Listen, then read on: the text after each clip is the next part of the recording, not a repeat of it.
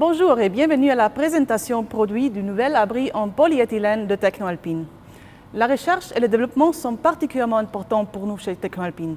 C'est pourquoi nous développons constamment tous nos produits et nos abris neige ne font pas exception.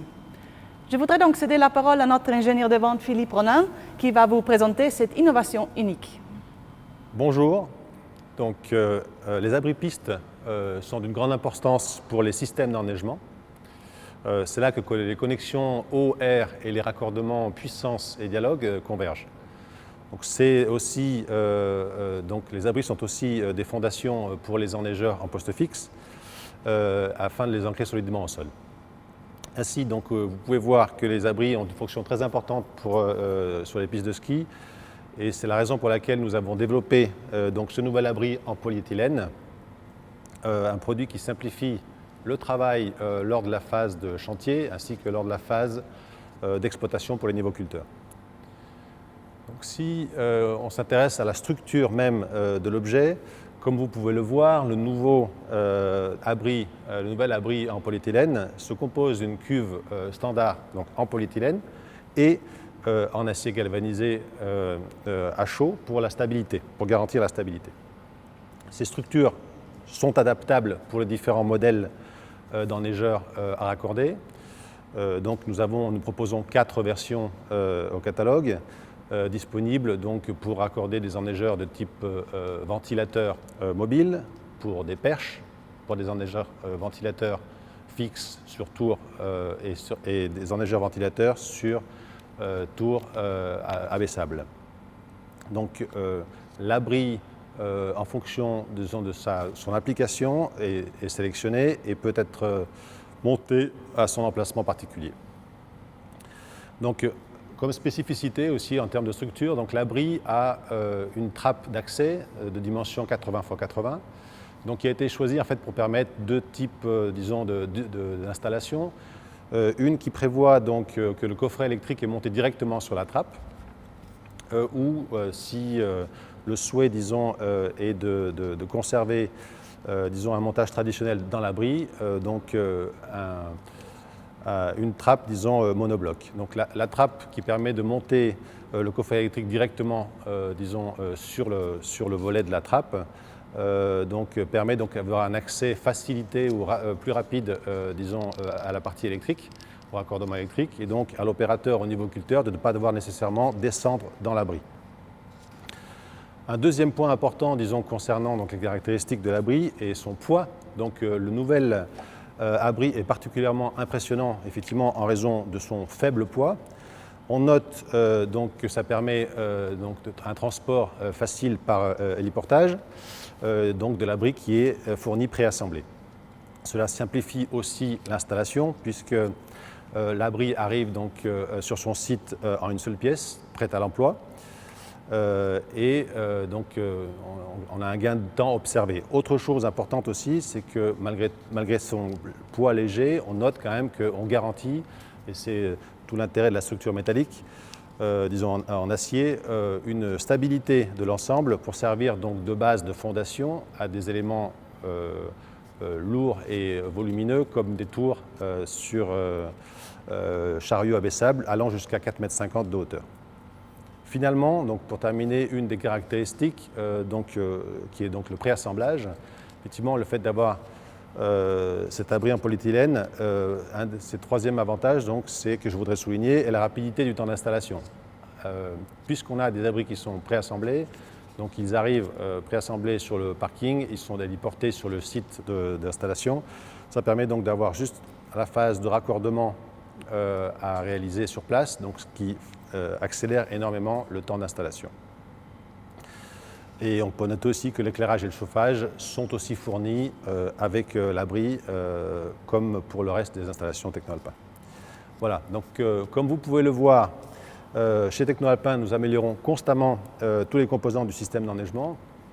De cette façon, nous voulons garantir aux clients le meilleur fonctionnement possible, une grande convivialité d'utilisation, évidemment une optimisation des coûts et sans oublier un point important qui est la sécurité au travail. Merci donc d'avoir pris le temps d'écouter cette présentation. Je suis maintenant à votre disposition pour répondre à vos questions.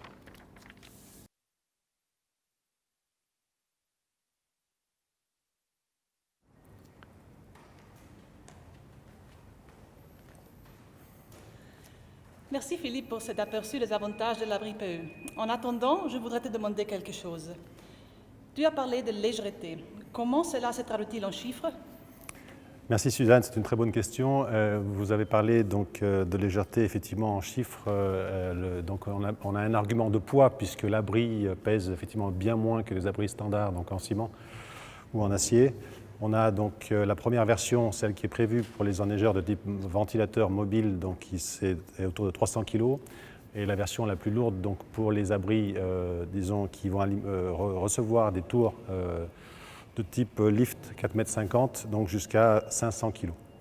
Il faut savoir donc, pour comparer à un abri donc, type ciment, qu'on va avoir une différence de 5 fois à peu près donc, le poids d'un abri en ciment.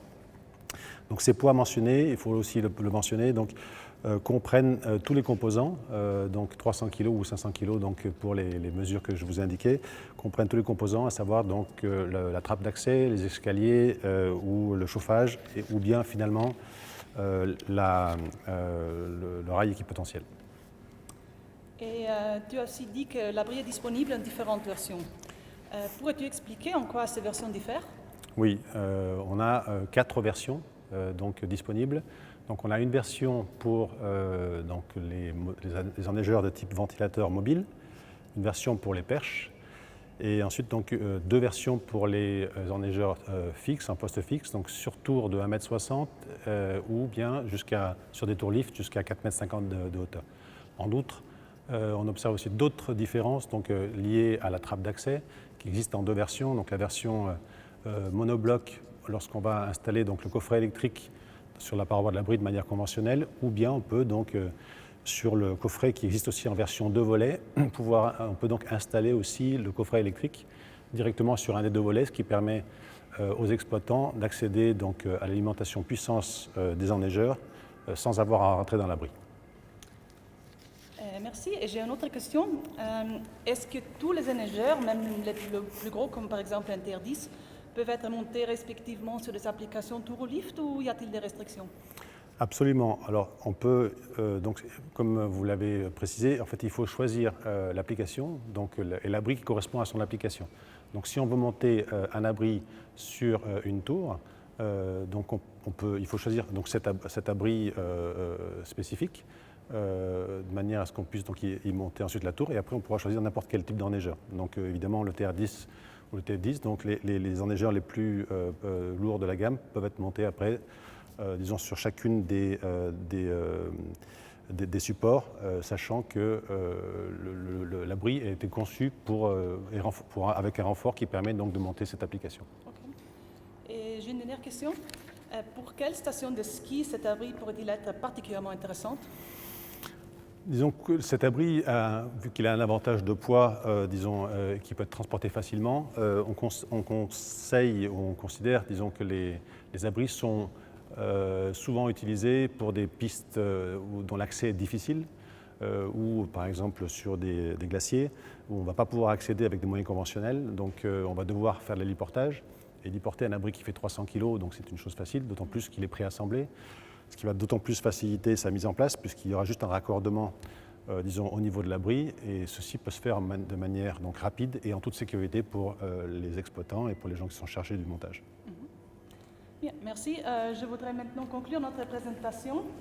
Merci Philippe pour ton temps et merci à vous d'avoir regardé. Si vous avez des questions après la diffusion en direct, n'hésitez pas à les poster dans la section commentaires de la vidéo et nous y répondrons directement. Restez en sécurité et au revoir.